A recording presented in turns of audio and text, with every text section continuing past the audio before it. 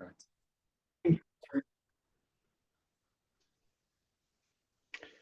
Hello, everybody, and welcome to the Draw to Perform online session. Here we go again. I'm very happy to have you all here, and most delighted to host today Robert Lazar and with us. And yeah, well, I will say so, there will be some words about Robert, but just to say that from my personal point of view, Robert is part of Draw to Perform since the beginning of this company in 2013. He participated a few times in events of Draw to Perform, in days of workshops, and overall it was really special to also brainstorm with him through the years and get advice from him at some points. And I'm very, very excited and happy to kind of like sort of we titled this meeting A Conversation with Robert Lazar. So I think that's how we will aim it to be in a way.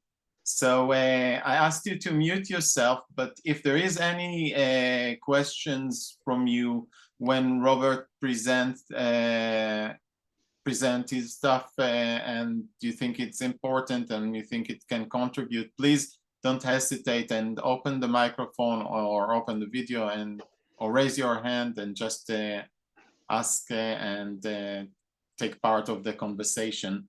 You have here the meeting chat. Not that great with following it. Robert, if you can browse from time to time about questions from people that don't like to expose themselves, please do. I'll try also to look, but it's not my best part. That's all right. I can do that. Yeah, okay, excellent.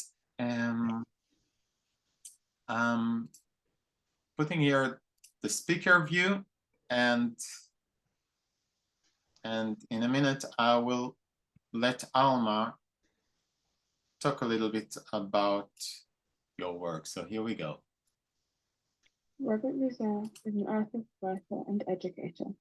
He was born in Slovenia and lived in Canada before moving to England. He holds a PhD from Central St. Martin. His works engage with notions of event and trace through forms of change, thought, point, and body in precarious forms of existence, using drawing experimentally with live art performance, video, internet, and space. He exhibits globally in live art events, museums, and galleries, such as Palazzo Loredan, Italy, Torrance Art Museum, USA, Talbot Rice Gallery, UK, Draw International, France, Katzmann Contemporary, Canada, and CUMT Institute, China. His writings on art, culture, and philosophy are published in books and journals such as Nancy and Visual Culture, Theatre and Performance Design and Drawing, Research, Theory, Practice. Thanks, Alma. So, yes, this is you. So, I didn't mention that this meeting, as a few other meetings lately, is part of the celebration for 10 years to Draw to Perform. And yeah, so other than this, it's your stage. Okay. Well, thanks, Ram, and thanks to everybody to give some time. I know it's Saturday night in summer in July, if you're on this side of the hemisphere. So I don't really know how the format exactly should run, but I didn't really presume that it's a talk that I'm going to give and everybody just listens.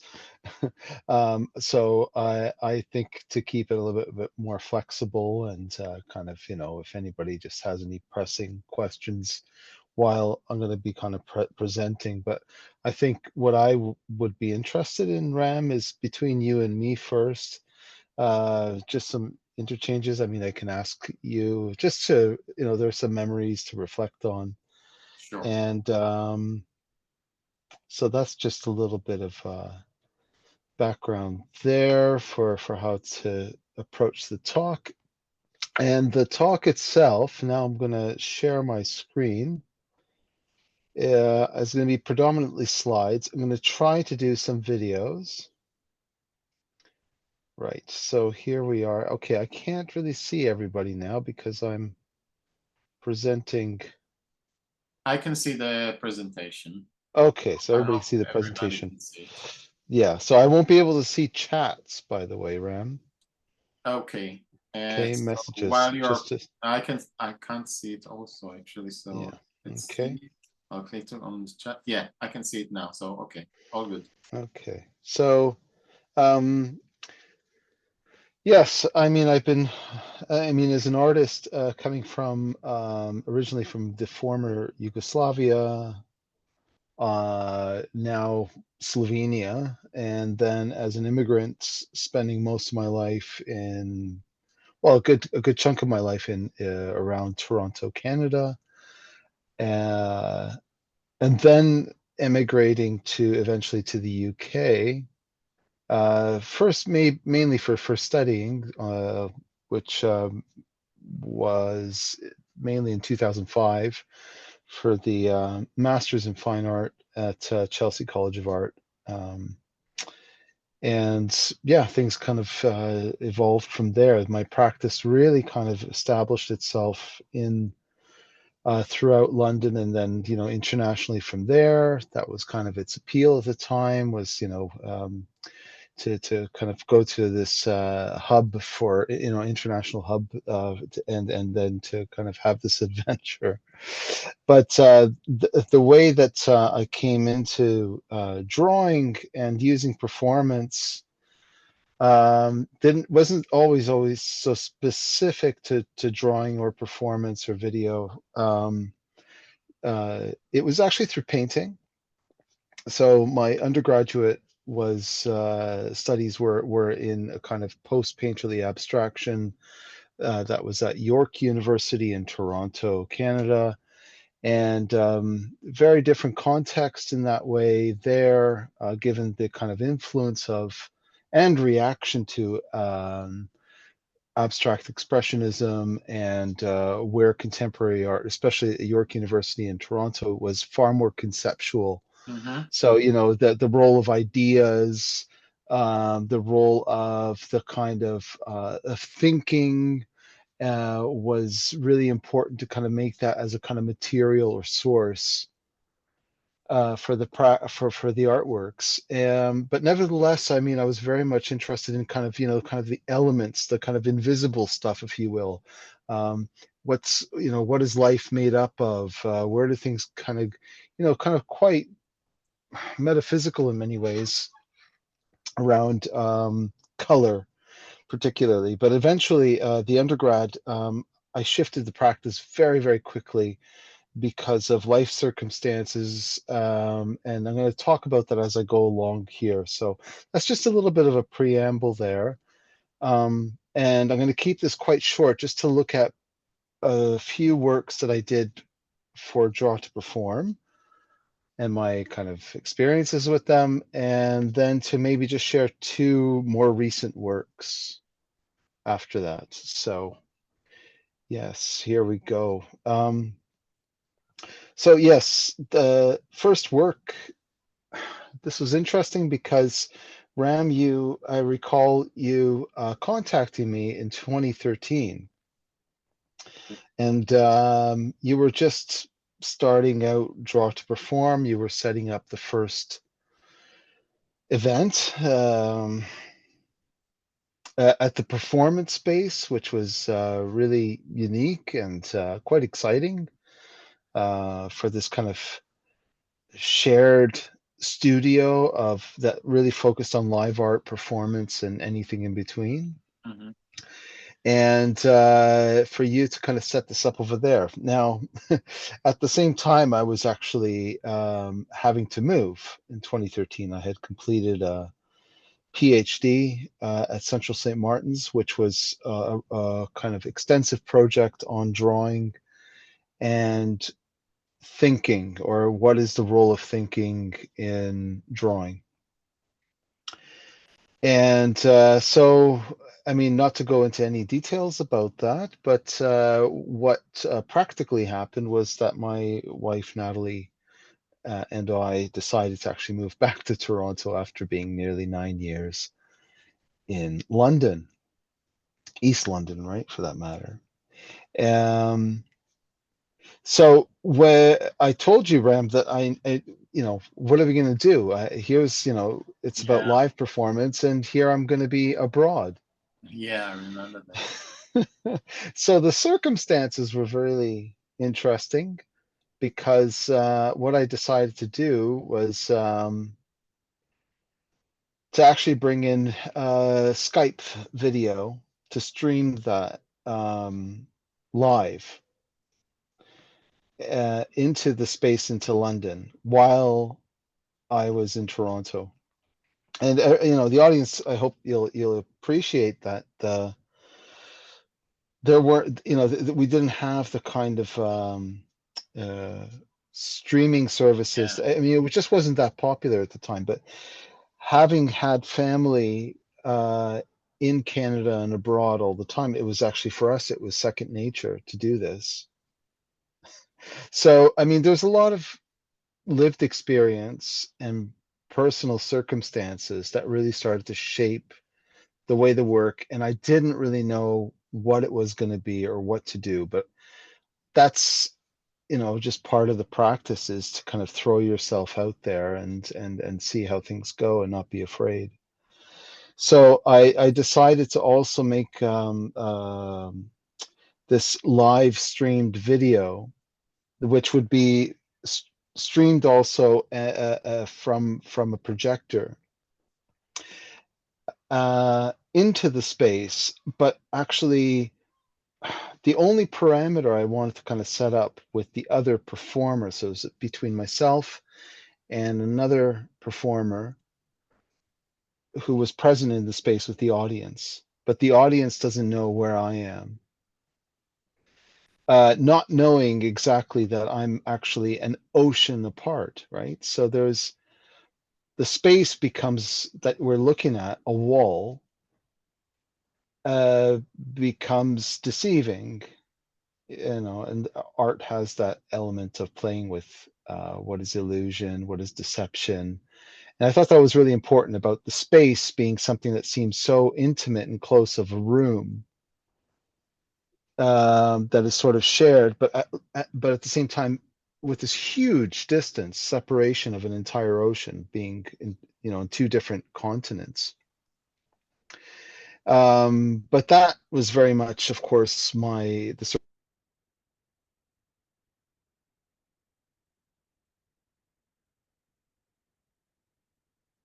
of where I was coming from, and I knew that internationally we're doing this than perhaps previously, right? Living abroad, but still kind of living in each other's living rooms by the role of technology.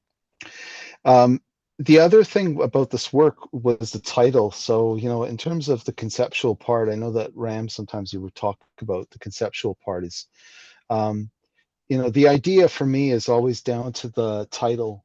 The title really kind of is the, not so much a fixed idea as a situation, an action. So in this case, the action or the paradoxical non-action is like two-legged idleness untaped. So there's a bit of a clue for the audience that, you know, it's not exactly a very, there isn't a lot of movement in the work. It plays a lot with kind of stopping, going, different rhythms, walking over to one another and giving the audience a sense that there's a relationship happening with kind of just a few materials, especially around packaging, at that time. I was thinking a lot about packaging, and then kind of absurdly as a kind of party. So balloons, and electrical tape, which at that time I was also thinking about the wires, and that electricity makes a lot of this possible, and that way to kind of really kind of give a different focus to energy rather than something. I was very, very critical of at this point of how the things that the audience would be encountering to be very, very specific in many ways, and not to be that kind of elusive. That I'm talking about movement and energy and other things. I mean, I was very much more interested in putting these things into question, and that and I think this is important over here, is that as a trace, I was interested much more in a trace that really gives focus onto the body and the space, and not the mark, right? So, I mean, this entire performance was unrecorded, right? And I did different iterations of it afterwards with different performers. But Sorry, myself, before yeah, you go on, Robert, I'll just add that this performance in the first Draw to Perform festival was the first performance that was presented uh, oh, in the day of the live performances, okay, and it was just at the entrance to the space. And looking back at those elements that you have in this work, I think it's something that goes with you along the way. There is this thing about structure, about hmm rules, and about humor. So all those kind of things combined together to something that it's from the beginning of what you did, I guess, from yeah, your work, but also from the collaboration in Draw to Perform. There was this thing about searching and exploring, but not necessarily concentrating on the mark. The marks were always there, by the way. yeah, Uh, of course, but yeah. Until the signal turned off, and then the wall that Joey Riken over there is facing yeah, has no marks on it, right? uh-huh, Yeah. yeah, yeah, that's about it.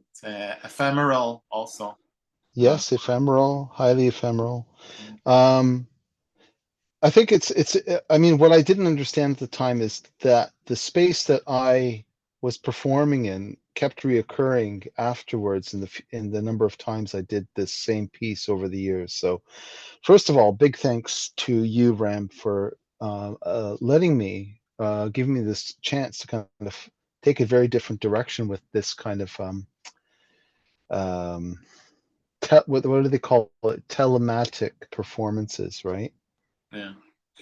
Performances like a music they use telematic performances a lot, right? You see a live performance in a different space as if you were there, Yeah. but yeah, Thanks. I just remember also, like, because it was the first video, people entered the space, one by one yes, as it yeah, started.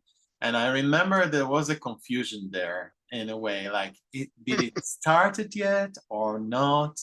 And mm, what's the marks that are on the walls, or yeah, what's going on here? And mm, like I went back today to collect a little bit samples from the archive of Draw to Perform from your performances. This performance, though we had a person that took all the videos back yes, then, also in the first festival, but your performance is not that much recorded on video. that's right. I think because it's just like she didn't quite understood that this is kind of like a performance in a way, you know, Yeah, yeah, or yeah. in a good way. Thank you. Yeah. Okay. So, hmm. It's, I mean, yeah, it's electrical tape so that, you know, what seems to be the mark is something that can be taken on and off and then removed completely. You know, it sticks only for so long for so many different places that you keep taking each piece off and on. And the tape was being used much more as what I saw at the time as notation, like kind of suggesting placements for the shadow to fall there, or one of us, in this case Joey or I, to be, you know, where to position our feet or legs or head and so on. And yes, it was very much kind of going from staring at the wall or facing the wall, and then eventually turning on our backs, and the piece kind of had a general sort of choreography over here, but it was all very improvised.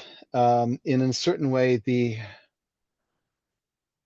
yeah, it gives a session. I appreciate it, like, you know, there's an interest in rules, and I'm very much interested in changing those rules. Hence my interest in the notion of an event. Um, but So yeah, the rules, like, does it need to leave a mark? Are all marks lines? What is a point? Why don't we talk about a point? How do you feel a point that you don't exactly see? What is gravity? What is the body? What is a body that is shared between you, somebody else, and then perhaps the audience? And these pieces start to really kind of bring in the audience. I was very much trying to kind of mimic sort of certain positions, like standing, but then even, you know, if some people want to do something as relaxed as people will do in a performance art event, is sometimes, yeah, sit on the floor and kind of just kind of chill. So this is 2014. I'm just going to quickly go through these here. Is Robert, I think, yeah. yeah, we'll go through this, but if I can ask Mhm. first question, maybe, um, like, you know, because you're one of the more conceptual artists that I worked with in Draw to Perform, and Mhm. it's interesting for me to ask you at that point, when you're talking about those components, um, what was your you know, like, inspiration or your influence, or people that you inspired by, like, is it the 70s, is it the Robert Serra Solar Wheat, or Robin Hood from more recent, or it's completely from a different direction, as you surprised me that you started with painting. So Yeah, yeah. Um, I mean, no, I mean, with this particular performance and work, I, I, I mean, I was familiar with that kind of American, you know, and British conceptual art tradition. You know, and you mentioned some of them, like, you know, Saul LeWitt, Robert Morris, Robert but Long, yeah. also, yeah, and or even more recent artists who were lesser known, coming from South Korea and China and so on and so forth. So it was, I mean, there was something, it was, on the one hand, it could be read as, oh yeah, it's about using less and doing more. Or what I was seeing much more in a kind of Asian context was, no, these are the life circumstances. You're coming from poverty or some kind of marginal position. And that spoke to me a lot more. Mhm. But at the time, I didn't feel that area, that which leaned much more towards a certain politics, which I'll say a bit, because that comes up more and more throughout the way these works evolved since 2013, is a certain politics about, you know, I mentioned precariousness, right? We talk about precarious labor and all of this. But what I struggled to really start to make evident was coming from a working class immigrant, and certain kind of white Eastern European other, Mhm. right? At the time when I was making these works, I was quite resistant to kind of make that so clear. But what the irony is that the wall that I'm facing there is from the apartment that I lived with my mother. And it's just to give the audience some more context is that, yes, it was from a single mother background. We were both coming from Yugoslavia. It wasn't under, refugee status or anything like this, but we did live very much with from month to month, and with, you kind of made do with whatever you could have. And that wall, I mean, well, I'll get to a key photograph to show you what eventually happens some years after this. So I didn't quite understand when I yes, you can say conceptual, but for me, the concept is quite unconscious, right? And did she supported you and understood Yes, what you're doing? yes, that's Because in thank a you. way, when I showed something to my dear father, he was always searching in an abstract thing like a figure, you know? Yes, yes. Yeah, I mean, I mean, in total respect, I gotta say, she did something quite remarkable. She also cleared her and gave me her bedroom, which was not where the wall that you're seeing on these works, Uh, not this one particularly. Um, so she cleared certain space to give me whatever I needed to make this choice to, crazily to kind of be an artist instead of something more lucrative, you know. work with masking tape instead of painting. Yes, but also the legs. What was interesting was that when I was working with the legs, she started to actually develop. She was watching. Of course you can't see it, but she was watching on the just opposite of this wall where I was in the living room. Uh, And I had moved everything, the couch there. I had totally turned the place upside down. And for her it was quite amusing. I'm glad. And but what she started to develop there was a cardiovascular disease that affected her legs. So from 2013 onwards up until about 2018, she progressively was finding it difficult to walk, which made going to work, which required, doing manual labor sort of work in factories eventually, and being in her late 50s and then early 60s, progressively it was something that was quite debilitating. So strangely, I don't know why, but this whole thing about putting up your legs, not working or refusing to work was something, or unworking, the notion of unworking something, like, was always kind of floating in my head, like, okay, um, things are getting quite desperate in that place. So, although I think you mentioned that there was humor, there's a lot of playfulness in this. The circumstance actually is quite is serious. now that I'm thinking about like I dropped names like of more European or American artists, but you coming from totally different background. You That's come right. from East Europe and something that we don't know that much about the history, and probably you were affected by Yeah, other artists that we don't know about. to a degree, I didn't know about those artists as well, and I wouldn't mind coming back to that because a lot of Eastern European artists who were doing some amazing performance and conceptual artwork, one of which we over focus on, which is Marina Abramovic, Yeah, right? yeah. But incredible, and very, very politically militant, and very, coming from a communist situation. Yes, but I wasn't really exposed to that, right? This stuff was very much on the margins, and it was only until about 2000 that there was a major exhibition, which luckily I got to see over in New York, along with the famous, well, this kind of famous to our sort of circle of performance drawing that happened at the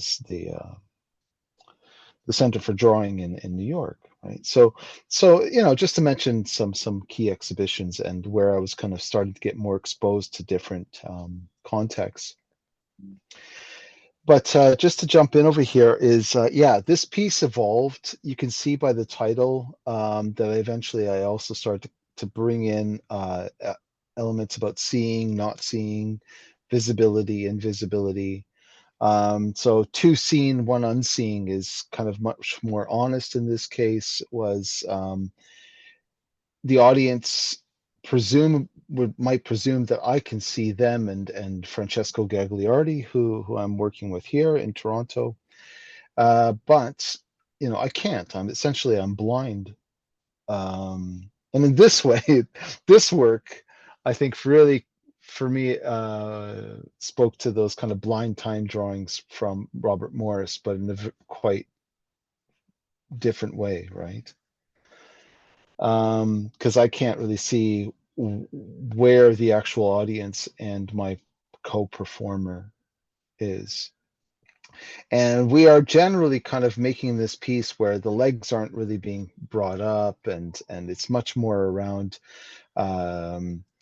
collaborating a lot more and bringing in this notion of erasure by using things like the lamp to really bleach things out, and the audience really got quite annoyed by this. They thought that what we were doing was quite disrespectful in a certain way to one another.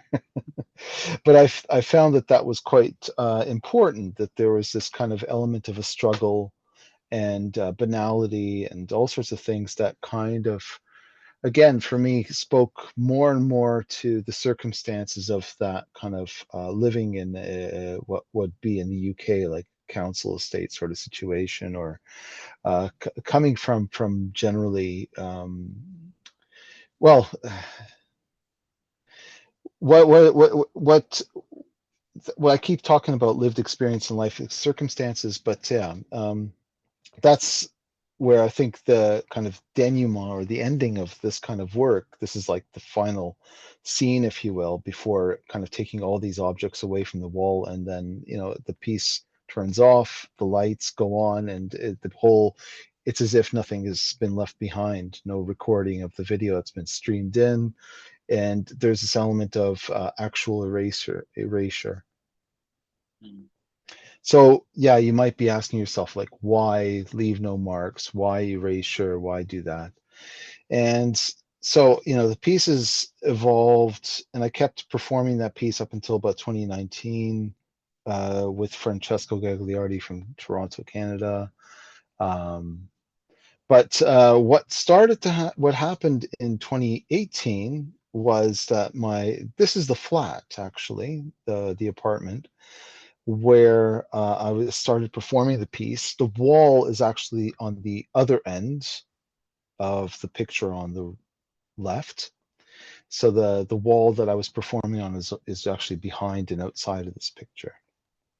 But that this apartment was full of it was nicely furnished. It was cared for. My mom lived there on her own, mainly from 2005.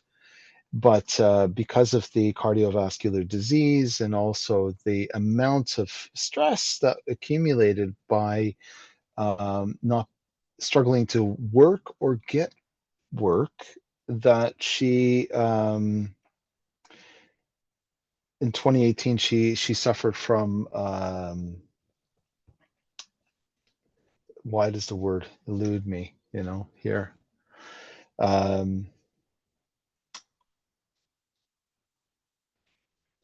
heart attacks, actually. I mean, eventually I'll just say carotid artery, and then eventually heart attack.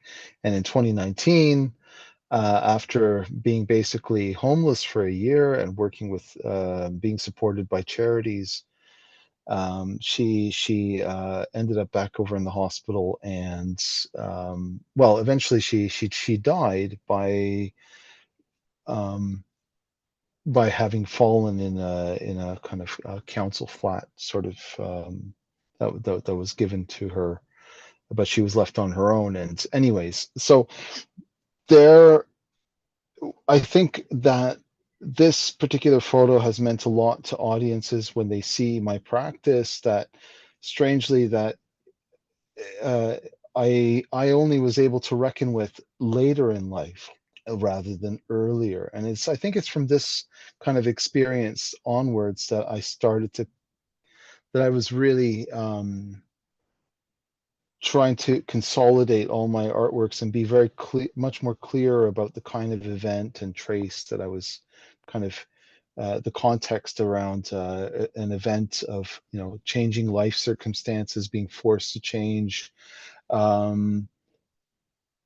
not, forced choices, if you will, and traces that are quite paradoxically about erasure, because there are vast amounts of our population that are actively erased, right? The poor, the working poor, and working class are very much struggling more than ever, as we know, not just in North America but here. So I think I just had to go quite heavily into that piece, Ram, and I just want to kind of zip through just a few pieces that I did afterwards for Draw to Perform. Yeah, I think when you show the piece you did in 2016, that was Yeah. and working with the wires and so on. Mm-hmm. That was also the time when you worked on your second piece for Draw to Perform. Yes. Draw to Perform 3 in 2016. It's not this one though. Oh, Yes, the next one. yeah, Yes. it's the next one. Okay. Yeah. So yeah.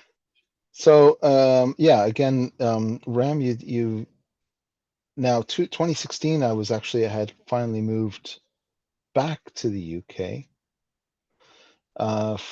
to start work there, as in higher education. I got a post, no pun intended, at Bath Spa University, where I teach at the art school till this day. So in this case, I had to fly back to Toronto Funny, huh? It's just the opposite. to be part of this Yeah, fantastic I event got that you an put on. invitation to do kind of like a mini festival in Oakland. And Great, yeah, great, yeah. So that was I thought this you is will be in Canada, and I contacted you, and of course you that's did. great. Yes. So I thought, no, it's interesting to be there in person for this one, but still to use kind of the materials or a few different newer ones, and still hold on to the role of technology in certain ways. So yeah, the piece, again, the concept is a kind of situation or action retracing post stance paper, right? So, there's a wooden post in the middle of the space. There's paper on the other end that you can see where my left arm is. And the action or the non-action, again, of standing or stance, and what kind of stance to take in a space that's very much for the public, right? So there are many people moving through this area. The audience can kind of step in now into this entire area, and I'll show that in a moment. But what is actually retracing everything is this camera on the right-hand side that's connected to the projector.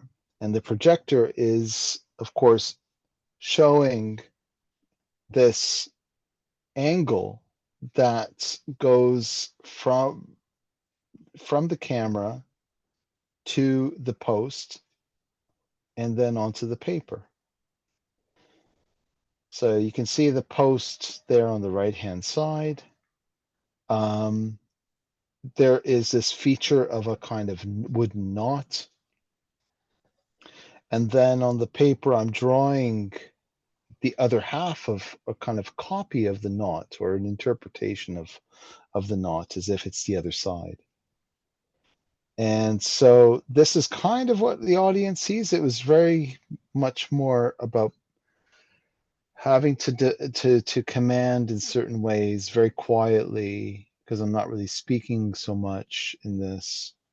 So audiences kind of will have to kind of puzzle things together and put one half of the picture with the other, quite literally. So the video, which is projected on the wall quite large on the left-hand side, is actually what I'm looking at in order to draw what's on the right-hand side, in that picture, right? And you can even see the way I'm using the pen. It's a bit unconventional, right?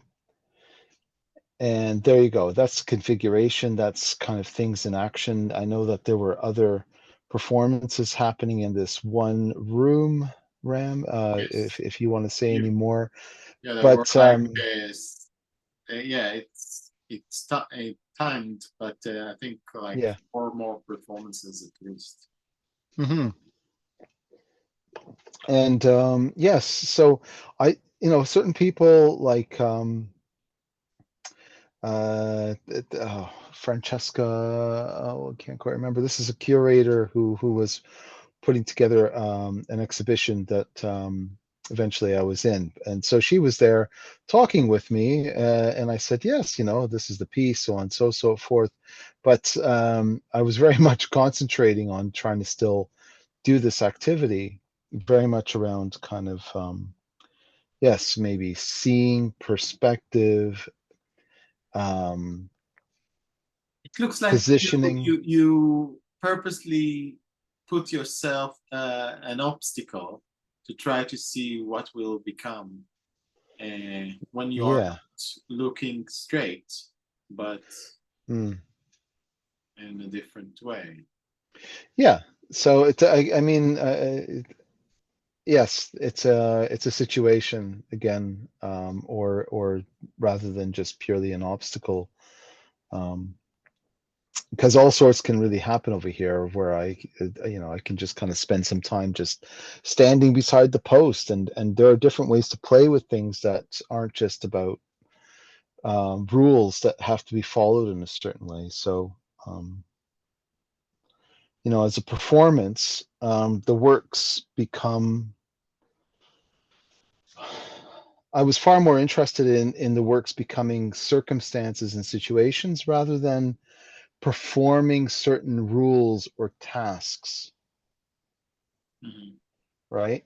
So that's something that I still to this day I always find rather I have a distance from all that 1970s conceptual art, performance art sort of work. A lot of that can be, it's just performing a certain rule or task, right? That can be either written as a certain kind of script or a score, Mhm.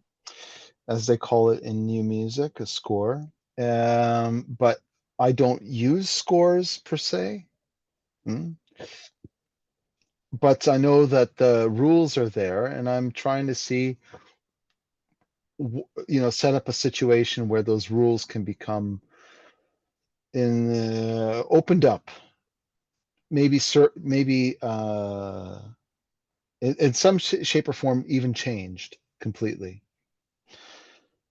So the work that, yeah, what you were just mentioning earlier Yeah, about Draw to Perform 3, which was which was about quite collaborations. collaborations. Yes, that's right. Thank you. I had developed this work called Alighting Steps, Balls, and Chords the previous year at a artist residency in France called Drawn Draw International, right? And let's see if I've got there we go. So it was really video.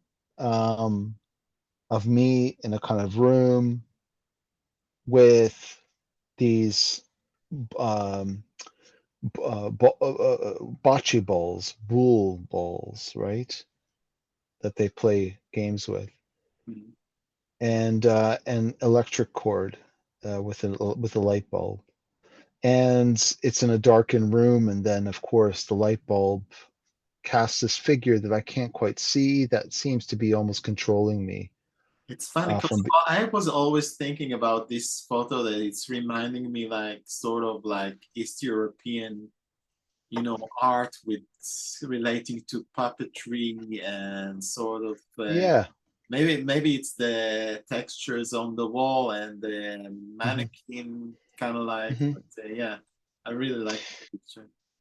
Thank you. Again, it's I really enjoyed making the work. It's an old gendarmerie. It's an old police station, disused. Very ghostly being in there at night, just on my own. And it was very interesting to start to feel that sense of alienation that we're not quite aware of, right?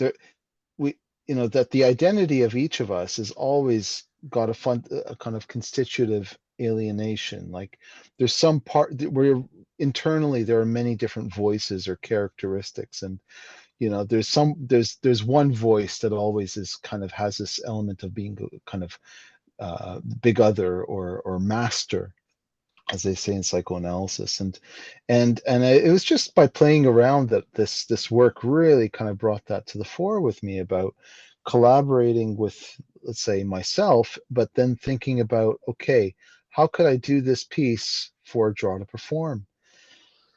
So I approached the artist Claire Undy, younger artist at the time, who was working on developing an online gallery space called Skelf.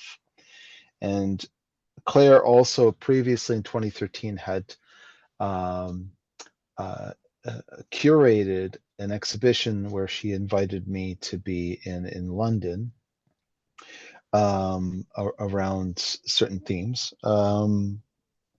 So there was a kind of light sort of professional relationship, but I wanted to approach Claire and say, hey, would you? She was doing some performance out of the Royal Academy, having done the MA over there, quite prestigious. But she was quite frustrated by the lack of, or the kind of the curious, the way that that's performance art was supported or not exactly. And so, we kind of dealt with like, okay, how could we actually work together on this? So we took you, Ram, you gave us a room, a very small room. We had, I said to Claire, listen, I would really like to see what you would like to change in this work that started out as a video the previous year. Um, and so we turned, very much bringing in again the electrical tape, being kind of turning it into a situation that kind of for me still echoes the Dada. I don't know if you know about Dada art that was happening in the early 20th century around notorious actions like going up on a theater stage and changing a light bulb. And of course, this outraged an entire audience. But in this case, I just saw it as something almost like artists that look like they are doing labor, but of course, artists don't really work. At least that's the stigma that's always kind of judged onto artists. So we were basically playing around, or playing around. It was a very, very meditative piece of shadows, lines, very, very quiet. There was, again, this kind of ball that was there. Again, one of these bull balls that really made this heavy rolling sound, and mimicked a certain point that never kind of is fixed. And turning the changing the light bulbs. So we had different light bulbs. And occasionally, once we did this, of course, the whole drawing, if you will, just became completely sort of disrupted. And it turned back into something about having to focus on who these two people are that aren't exactly having a conversation, but just kind of revolving around one another and making these, again, different sort of positions, being very, very still, stopping, struggling, and the audience trying to read like what's going on.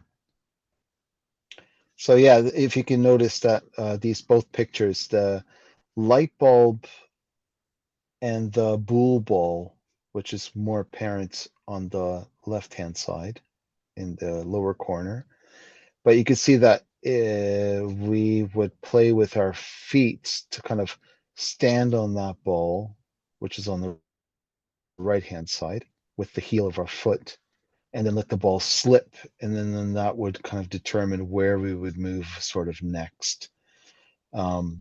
Not that we were always following that, but it became a kind of loose way to kind of still open up the work as a situation and change the rules as we went. And I think we did this for about an hour, hour and a half. I'm not totally sure. I have a question, and not a question, but just to understand your relationship to working with the body.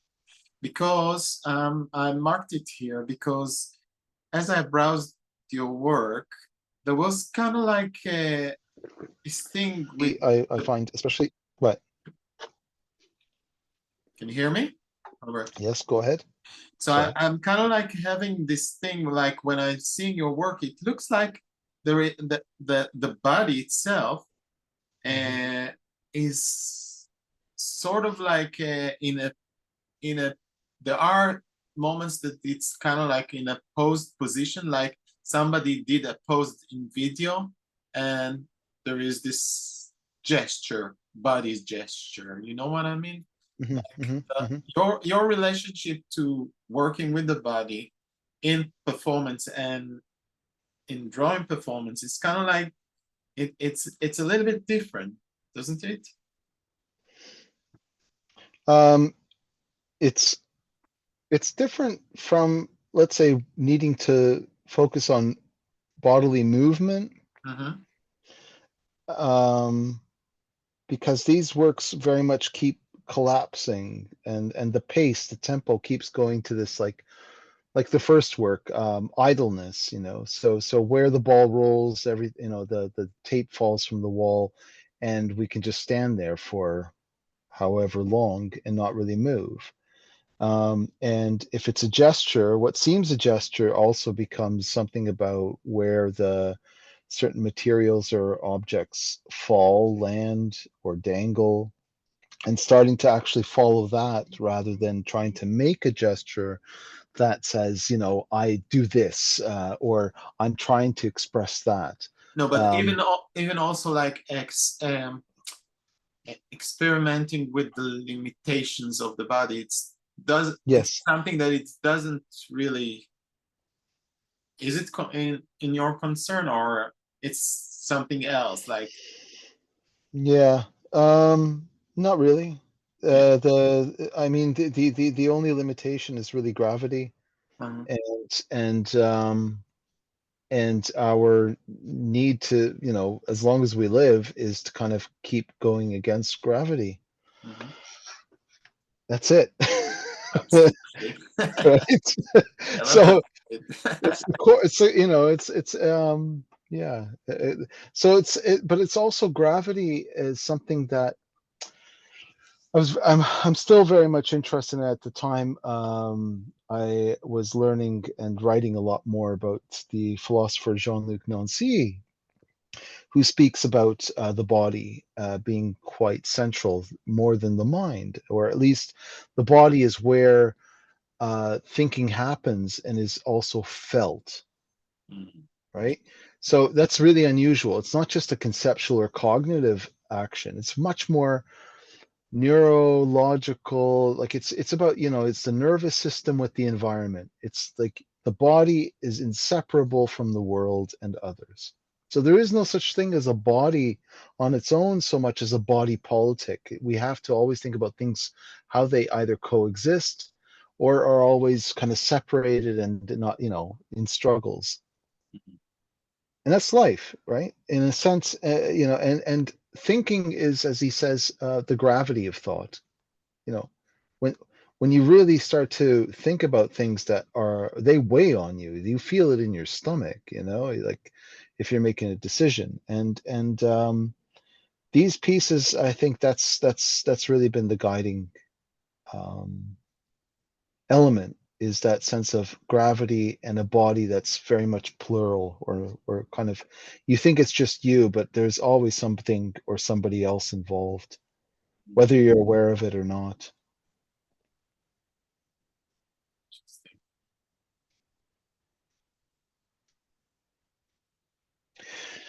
So, last work over here. Ram, I'm looking at time. I'm kind of really Yeah. dragging over Yeah. here, and I really apologize to everybody. I just wanted to really quickly say that the final work that you had me perform, and I was very um, really appreciated this, was for you to have me present a kind of workshop with a performance.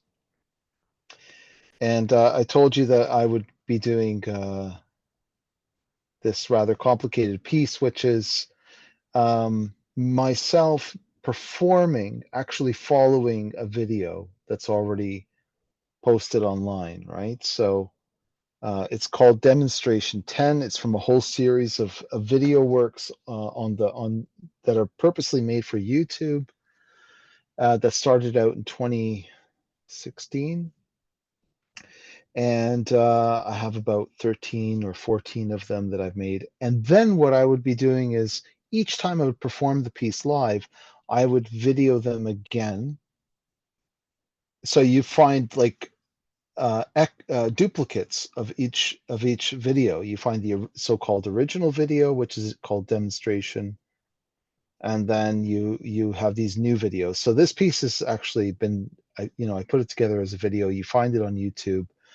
And when somebody is trying to look to do something, and I thought it was quite humorous to kind of think about performance or performance art as something as very like easy to do, and how do you do it? What's a how-to video? And there's so many how-to videos. So the pieces all deal with like how, right? So demonstration 10 in this case is how to measure things with sticks and stones.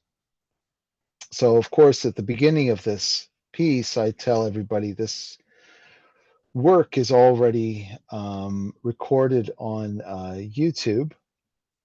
So if this isn't going to play sound, which is okay, but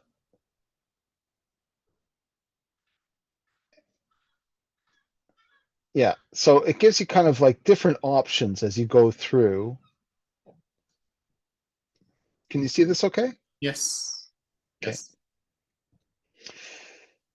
And even the language is very much elusive. It doesn't say do this or do that. It's like, you might do this if you feel like it, or you might not. And so that's kind of general format, is to keep playing with the telling the audience, like, you may or may not do this. You may not exactly wish to even do anything except maybe just watch this video, which many people will generally do. Um, yeah. Now what? Now what? Okay, so I'll take that clip there. So, oh yes, so here we go. This is just from my artist page on YouTube. So yes, I built a YouTube channel of these demonstrations. I haven't really made any more than from 2021, I believe. Actually, for you, Ram, I think that was one of the last ones. Mm. So it's on kind of either on hiatus, or I just stopped them, but who knows in the future. um, it was a very personal performance, by the way, Ram. And just to say big thanks to Timo Kuba, my dear friend artist, who made these fantastic photos. And I have some great photos from you as well, Ram, and the video, by the way. So always have to make the mentions of how we collaborate with others in some certain ways. But this was a very personal piece for me because at this point it's 2021. Yes, COVID is happening. It's on its way. You know, it's kind of in its latter year of yeah. Hope, you know, kind of fading out until we can stop all these lockdowns and the masks and everything. But the piece that I originally did over here, the videos from 2018, and Sticks and Stones, you know, playing with this kind of also this phrase, right? Sticks and stones can break my body, but you know, words can't really hurt me, or something along those lines. Was this thing about being injured or not, or being kind of resilient enough not to be injured. And of course, by this point, I think this year, shortly after, I got diagnosed with post-traumatic stress disorder, depression and anxiety, which was probably present for many years in my life. But it was only the circumstances leading after my mom's death and reckoning with the history around poverty, but also domestic abuse and an abusive father, that I think everything kind of came to a point, you know. And I remember doing this performance in front of everybody. Sorry, yeah, there we go. You know, and starting to do something that very much for me came across with this sense of vulnerability, trying to guide people, using the chalk on the floor to kind of write out different stages of how the performance can happen, and appealing to everybody, like, you know, you may do this, you may do that, you may not want to do this. Of course, everybody was watching me for whatever it was, the half an hour that I was doing this piece.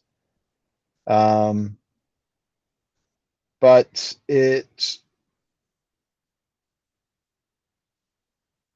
yeah, it was a sense of also,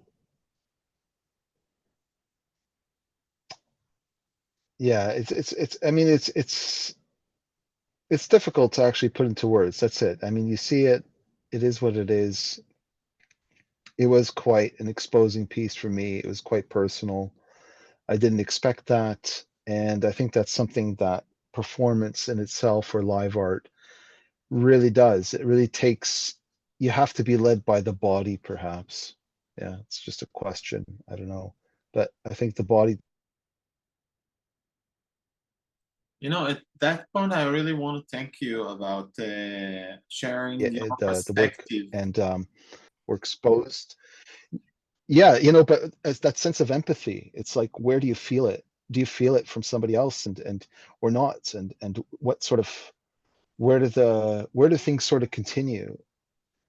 So and that for me is really, you know, the kind of the essence of an event. A life changes, and very much our body dictates, especially as we're getting older. Yeah. You know, that sense of fragility and mortality, and in some ways learning about humanity as well, you know? Robert, can you hear me? Yeah. I just wanted to thank you about sharing your personal perspective about your performances at that point, Mhm. because I think it's, you know, like as you go along, like there are few artists there are a lot, many artists that watching now and will watch, and you know, like as you go along, like when you're doing things that you are younger, you Mhm. just do it. And it's Mhm. really like there are few that can really expose where the source of what they're doing coming from. And Mhm. I found it really inspiring that as years go by, there is this kind of ability to let people know from where those actions, the source of those actions coming from, because sometimes it's not that you think, like I can think, or you, like somebody that's doing art can think that it's quite obvious, but sometimes it's not at all. It's you purposely build it so it will be multi-layered for understanding, and and hearing you focusing on focus, the meaning, it's inspiring, I have to say. Thank you. I think, there are some later works after this, but I just I'm looking at the time and I'm just wondering, it's taxing on everybody, I think, to just watch and listen. So thanks everybody, for those of you who've stuck around. We still have 8 things here. Thank you very much for this presentation. Well, like I have the other. Yeah, before I'm going, so really thank you. It was really brilliant to follow your presentation, and to follow and to remember a few of the things that happened in Draw to Perform over the years also. Because my memory is, yeah, you have to like bump it up to raise something from the background. I wanted to ask you about choose the drawing materials that you're choosing. For instance, I don't know if it's something that, like, is it specific, or you don't care about the materials you're using, or is it the daily materials, or is it purposely some like ephemeral ones? Yeah, I mean, I'm not looking for garbage, Okay, but there are artists that does, so not yes, exactly. I'm not that specific, but the work, a lot of the materials do reflect that sort of margin of materials that are really readily available. They're quite everyday, all these kind of cliches, if you will, readily available. We all say that, many as artists, but to be specific for certain things like tape, electrical tape has been quite specific over in these particular works that I showed you, to really kind of rethink, well, what is energy, not just as electricity, what is about power and powerlessness, and then also chalk has been throughout the years something that's constantly reoccurred, and it's been specifically chalk from the cliffs of Dover over here, as they say, or from the British seaside, and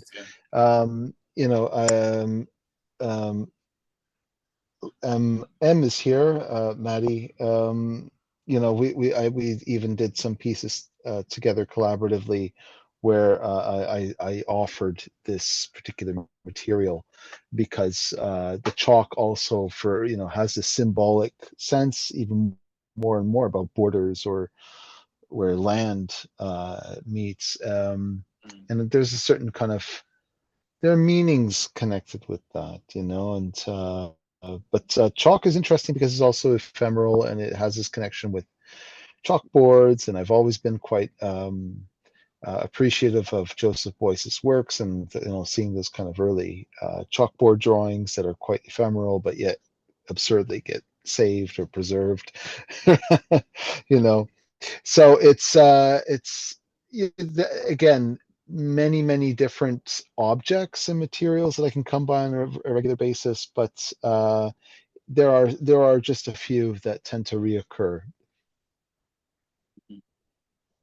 And before we opening the platform to to ask questions, can you before that, Mm. can you kind of like brief us with your more recent work? Because this was from Yeah, 2001, so we have yeah. few more here.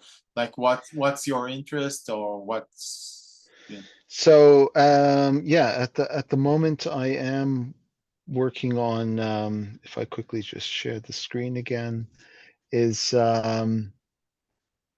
uh I'm part of a large project that's from a few artists and academics from University West of England here in Bristol. The drawing Doing research? yeah, it's called the Bloomsbury Handbook of Drawing Research. Hmm. So that was connected to an exhibition that happened in Birmingham in November 2023. And those are drawings that are connected to a series on paper. So, and that's part of this series called Drawing Bureau, where I actually use, I think it's just important to bring this up in the context of drawing performance, right? Because I'm making drawings that are on paper again, right? I've never kind of stopped doing that. But I'm using papers that are found and with the information that's found from the web, so from the internet. So they're using actually reports that are found on the web. Mhm. So reports, this was in 2020, the first time I kind of tried this to actually perform this live. So that in this case, it was around housing. I had built a kind of space that was part of a group exhibition called the Center of Gravity in Bristol that happened over a month. And basically, I kind of volunteered myself, voluntarily turned myself into a kind of, uh, yeah, with this kind of semi-uniform of looking like a kind of architect or a kind of surveyor, and just showing up on a daily basis, and everybody watches me drawing these pieces that look quite invisible on the blank side of these reports. So different pages that I've selected and playing with the graphics. Mhm. Okay. So I talk to the audiences sometimes. Sometimes they can just watch me actually make these drawings. I draw kind of with them and the information and the kind of, they're quite figurative, but they play with the eyes again, perspective. They look invisible from a distance, Mhm. but up close, they have, Yeah. they're quite graphic. Um, and they give different information. It was fantastic actually. Are probably the most receptive to these drawings because they love to actually spend time to see, oh, mom, dad, look, there's a butterfly over here, or there's a man there, or there's a tree there, or that, what's that, or did I make a mistake? So it plays with the eye over here. And of course, there are some quite serious things that kind of do occur from my conversations. I find out from people being in Bristol, we had Black Lives Matter. So the figure on the left pops up in the drawing. If you really focus your eyes right in the middle, you see this kind of kneeling figure with the chains. Am I not a woman? You see some kind of comic book like inscription there, this famous saying from the abolitionist in America in the 1800s, Sojourner Truth, telling everyone, am I not a woman? So, I mean, they're almost like they're drawings, but I really enjoy making them live again and playing with these, all this different information and misinformation. So there is a new set of drawings that I'm doing around, and I'm not going to go into this any further over here in detail, but they deal with Holocaust denial and white supremacy. And that's what I'm going to be writing about as a kind of reflection or analysis of these kind of drawings that are still evolving for this handbook. So it's quite an ambitious project, and I'm really Mhm. happy that I've been asked to be involved in it. Um, along with some other research groups. And I just wanted to mention this again over here. It's called SPIN, is another research group that I'm actually a member of, and I contributed that piece called Drawing Bureau. It's here. And Yeah. so that's through different academics and researchers from around the world, but especially here or in the UK, that deals with secrecy, power, and ignorance. Mm.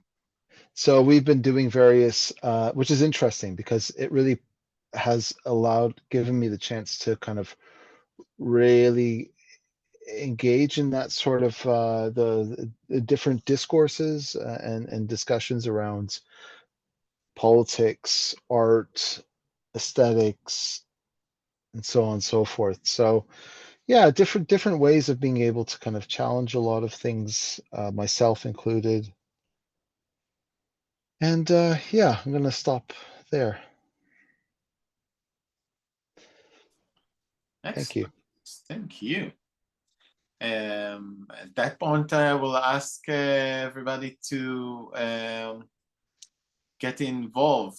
This is like there is a pause here until people are Yeah. joining. But yeah, I think, well, I actually I would have liked to go on and maybe ask you about the performance where you were writing on the body, also like the drawings on the body. There is a quite new one, which I always was curious to understand what happened Sure. there. Sure. Yeah. But well, but let's start by seeing if you do have a question to Robert, please unmute yourself and Jump in. ask if you'd like to open the video or not. It's up to you. But is there any question not for me to Robert? He had enough of me. I will do the gallery. Yeah, somebody? A question to Robert? Yeah, Sarah.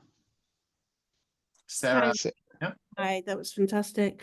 I'd be really interested to hear a little bit more about this notion of the trace and the body as opposed to the mark. I'm kind of really interested in what mark does, and are there instances in your work where mark is not so present, and what happens when it's not there? Thanks, Sarah.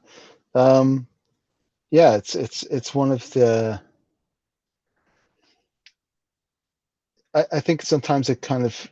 I'm not totally sure of how it comes across to different audiences and readers, for that matter, because I've also, of course, written about rethinking the trace, going back to the PhD that I did, and that was just something that I found there. In a nutshell, so that I completed that in 2013. You don't need to read the entire PhD, but I did publish a few chapters from that. One was called "Rethinking the Graphic Trace in Performative Drawing" in 2016, I think that was. And I'd be happy to share it. But I mean, when you look at the work that I'm doing, not that audiences need to have this spelled out, but trace is something that is possible through the hand to the visibility of the body and the visibility of others in that moment, is as much, especially if you're like in live art or performance art, those are traces, right? These are traces that are actually happening actively to see somebody, to bear witness, right? Now, what's, you know, the kind of the way that performance or drawing through performance for different approaches to drawing, which we call drawing in the expanded field, maybe. Not that you have to call it that. It's just freeing it up. I think there's a real fixation still that to make a trace means you need to make a mark or a line for that matter. But when you're drawing live with performance, I mean, there's the body that kind of, or whatever that means, you know, it's not just my body or your body. It can be a body, an assembly of different people and things. And you know, there is a way to, I guess that's one of the challenging things for me, is when the pieces are really ephemeral, is to allow for some sort of attention or the invitation to rethink a trace from other things than maybe just leaving a permanent mark or an ephemeral mark. Excellent. Thanks, Robert. I think Madeline, Yeah. a question. I've been having a long conversation with Madeline on this. Yeah, we've had so many conversations about it. Yes. Yeah. Congratulations for your work, and thank you so much for the really inspiring talk. It's always a pleasure to listen to you speaking about your work. So I've taken so many notes, but in relation to what Sarah just asked, I just thought it would be interesting to bring out the question that whereas most of the artists who are working in performative drawing seem to be more interested in actually making marks and the idea of line and movement in your work, how can I phrase this? Hold on. Working against the stream. You seem to be more interested in the notion of point, yes, and stillness. Yeah. So I was thinking that maybe you would like to say something about that. Yeah, I thought, yes, point, like, you know, that final slide, having the stone that got stuck in my back and leaves that indentation. You know, which I couldn't see at the time, but I could feel it, and that, you know, my fingers kind of pointing back at where that stone is left that imprint for, you know, and then it fades. There are quite direct ways, right? A point's like a dot is a dot. Sure, you know, and it's wonderful. You can draw, you can leave marks. Fantastic. It's just about the imagination, I think, and the rules. I think you know, we're always up against different sort of rules, and maybe that's part of us being still quite youthful and childlike, to just kind of go against the grain or break the rules or change the rules. But you know, I think it's a wonderful opportunity. That's, you know, that's a practice like drawing, which isn't traditionally, it's not even a medium, right? So why do we even have to talk about it like as we do with painting or sculpture, which there's so many rules kind of attached to those approaches. So drawing is like a bit of a punk, the way I see it. It does have a kind of rather anarchic way, right? Like a bit of a punk rocker that can just kind of like, I can do whatever I want. But what it does do with drawing, I think, especially in the Western tradition, is it's the only medium that can allow you to think, or focuses the stuff of it is thought. And I was really surprised, right, that, you know, the first academies in Florence in 1500, whatever it is, that was the definition, right? It's the primi penseri. It's the, you know, the primacy of thought. So, you know, again, how far can our imagination sort of go with different elements that are understated. You know, I think when we think about a mark or the line in drawing, it's like it seems to be so dominant now as a given. But you know, I'm happy to say that there is a different perspective of the role of a point, body, and a different form of trace in that practice. Absolutely. Endless Yeah. way to build a mark. Or Yeah. thanks, Carrie, here raising her hand. Hi, thank you so much for showing us all your wonderful work, Robert. Thank you for sticking around even after you got COVID. I mean, No, I'm okay. I'm just coughing off screen when I need to. Thank you also for sharing about your PTSD and mental health experiences. Let's call it that rather than issues, experiences. Yeah. And you mentioned about vulnerability with that piece, and I was just cards on the table as somebody who also has experienced mental health Mhm. problems, illnesses, Conditions. conditions. Thank you. I'm trying to think of it. I hate issues. It's like really bad terminology, isn't it? Yeah. True. But I just wondered, were you aware of the same kind of vulnerability when you were performing before you had the diagnosis, or did it change it? It's just interesting. I haven't performed without knowing that I had that diagnosis, you see. Yeah. So Yeah, I've yeah. come to art since having being unwell. So I've always felt quite vulnerable about what I share of that side of me through my work. It's very much why I make it the work in the way that I do, but I don't necessarily make work about it. Yeah, I was just interested. But if that isn't something you want to discuss more, I totally also understand.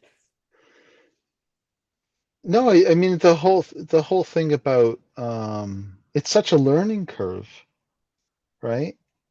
Yeah. To okay, diagnosis aside, but to actually reckon with that condition, that history, and it's a conundrum, right? Because it's a mental scar, and for me at least, part of the reaction that I always had was along with my mom, who I kind of co-experienced a lot of this early stuff, early trauma, childhood trauma, was something that you deny or you repress, or you don't, you feel that it's a different class resource, right? That's something that middle class and people who have money can pay for. But where we are today, and to bring that, of course, into art, I mean, I've got some really courageous students that I teach at the master's program here in Bath, who are like, no, we can bring this into the work. We want to kind of really be much more open about it. And it's interesting to think about what the role of art is in that. I don't think that art necessarily is productive to try to work through something like trauma, because you might be re-traumatizing yourself at least, right?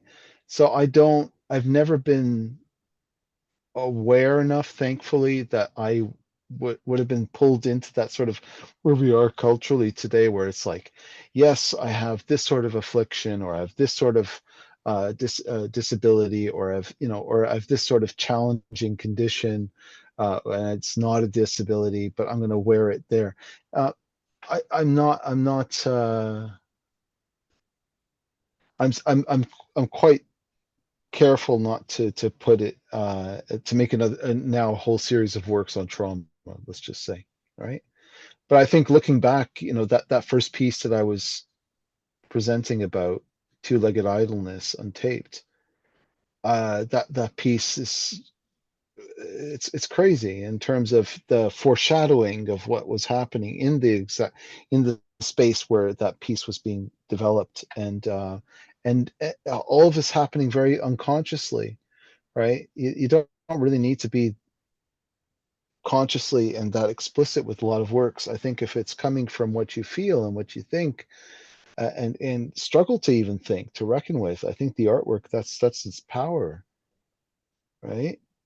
And just being able to at least have the courage and the vulnerability to be open enough and discover things about it from yourself that, you know, we're not exactly always in control.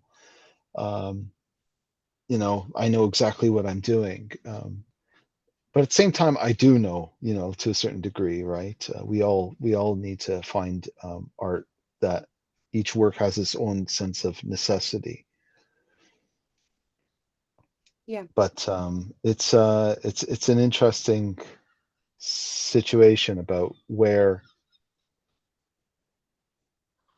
different injuries, conditions, disabilities, right, shape and form us. But I think there's something to be said about the way the unconscious is a kind of an umbrella for a lot of that, right? Especially for trauma. Thank you. Yeah, thanks. Thanks. Anybody else would like to ask Robert? Yeah, I would like to say something. No, not you. I don't know how to work this. Sorry, I could have raised my hand, but I'm not sure where the button is. No worries. But you can hear me. That's good. Yeah. Robert, thank you for your insightful talk. That was very, very good. Obviously, I know some of your work, and I know that in your case or in other people's cases, trauma can be a source of material for creative practice. So to give it a more positive spin, but I have a question for you, because I'm not I don't know about drawing really, and I wonder if you try to liberate drawing from being either point or line and not even trace in a physical sense, unless trace is going through time, or as you say, defying gravity. So is drawing going through time? And if that is drawing, then I wonder if it is something else, or it needs a different term. An artist practice doesn't, I suppose, need to be fixed to, I guess for some people, I don't know in terms of, I think in my case, it's a bit more particular, but you know, I do hear, as we all know, many artists will feel like, yes, I have a certain concern or a focus, but you know, my practice is like, I can do whatever I want, especially where we are today in contemporary art. It feels very much like that's de rigueur, you know, it's like not to be pinned down by any sort of category. But what's interesting about drawing itself is I think it's quite radical, at least the way where it is at the moment now, is that traditionally it's not a medium, right? It's, some people will say rightfully it's kind of anti-medium, but at the same time, you know, it is something that is quite particular. It can be works on paper, no problem. But as soon as you do things like bring in all the stuff that goes behind it before it even ends up on the paper, that's enormous, right? And I don't know if it needs to be, if drawing is like, oh, I don't need to be the artist that is just about drawing. I still find that it's quite much more challenging and maybe genuine and honest with audiences to still have to a certain commitment, right? I wonder if it helps by calling it drawing, which or it tracing. Yeah. You know, but I have felt that it's much more that I think there are certain works that uh, don't really warrant any discussion about drawing, but I am definitely still interested in yeah.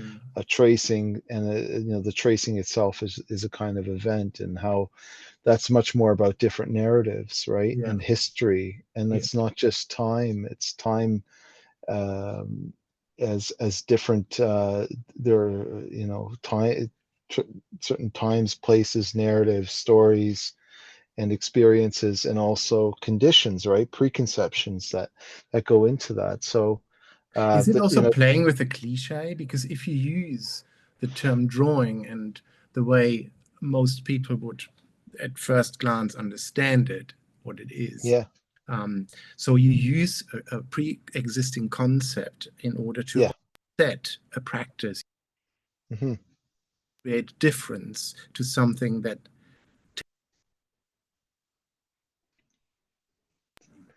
they it's a bit it's cutting off, Timo.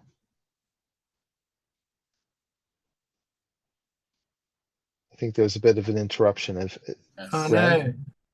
no, Something that and gone. Is it better? Now it's okay. Okay. What I was going to say is, if you use drawing as it's widely understood, let's say as a cliche, you create something you could offset your own practice from. So you Mhm. create a difference from drawing. So Mhm. you can still work under this umbrella of drawing, Mhm. and you use the characteristic of drawing in order to show what you do and what is different in your practice from drawing. Mhm. And therefore, or with this strategy, you extend the notion or understanding of drawing, what drawing can be. So if you would apply this thought process, you wouldn't need to find a new term for it.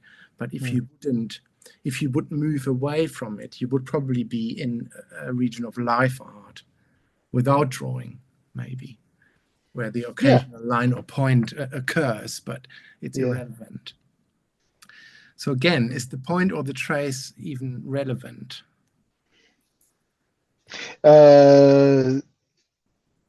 Absolutely, it's relevant. There's no question. I mean, in terms of art, but when it comes to life and the circumstances that shape the art that you feel, that in my case I feel compelled to use art or to engage with art. You know, part of that the whole thing about conceptual art is that it also becomes a question. So it's not just about, is it a drawing or is it not a drawing, but is it an artwork or is it not an artwork? And and starting to really kind of get at, you know, not getting carried away with kind of intellectual self-indulgence, dare I even say masturbation, because yes, that can happen, right? Oh, what is time? What is all this? I'm very much, you know, I still think that the commitment to something like drawing and what might seem a concept like trace or event is much more about where life really comes to matter, and where the power of the imagination is there to maybe transform certain ideas that seem to make life always, you know, so-called lived experience so predominant. It's like, if I make a picture, or if you make a picture, or if a child makes a picture, I mean, I have scribbles on books now that I've rescued from my, when I was, I think there might be my earliest drawings, you know. Is it just a roll of the dice? Is it just about playing around, or is it starting to imagine something very different and making something of a difference? And you know, that, like, whether we know it or not, art is it can enable us to do that. But I think as soon as life circumstances, like what I'm bringing up with reckoning with things like let's say trauma, or let's even use something much more radically positive as well. You know, a traumatic event can also be revolutionary, and where that means, you know, changing the preconceptions of you know, culture, society, or world. Whether it has to be stuck to labels about whether that's going to be done by drawing or anything else, but there are certain ideas that, at least for me, matter. The bare minimum still, I think, will always be tracing an event, whether we're conscious of it or not. And a lot of the times we are quite unconscious. You know, and I'm aware of the circumstances that kind of go with the baggage, right? Like, but yeah, it's you know, I'm not trying to reinvent the wheel at the same time. I don't know how anybody else feels with their practice. Yeah. Thank you. Thanks. I think we almost done, but is there any last question to Robert from somebody out there? Or There was a question from Giza about if I think that my Eastern European heritage has influenced interests, art in any ways. Oh yeah. Yeah, absolutely. I mean, it's much more about having to learn about different artists and practices, not just from Slovenia, but you know, you know, I've been exposed first and foremost from a very North American perspective, having spent so much time growing up in Canada, which that's who I am.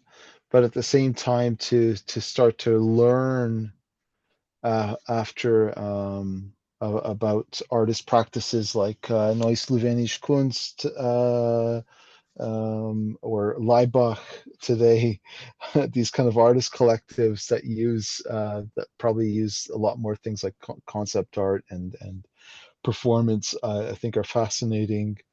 Of course, we have Marina Abramovic, but there's a whole host of other artists that, you know, still I find absolutely fascinating. So it's refreshing that it's more of something that I need to know more about and learn about, because they haven't even been written into history per se. But so yeah, maybe that's a bit more exciting,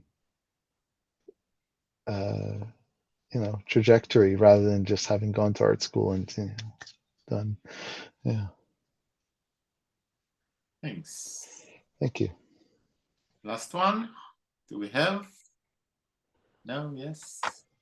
Isabel, tell No. me hello. I don't have questions, so I want Seifel.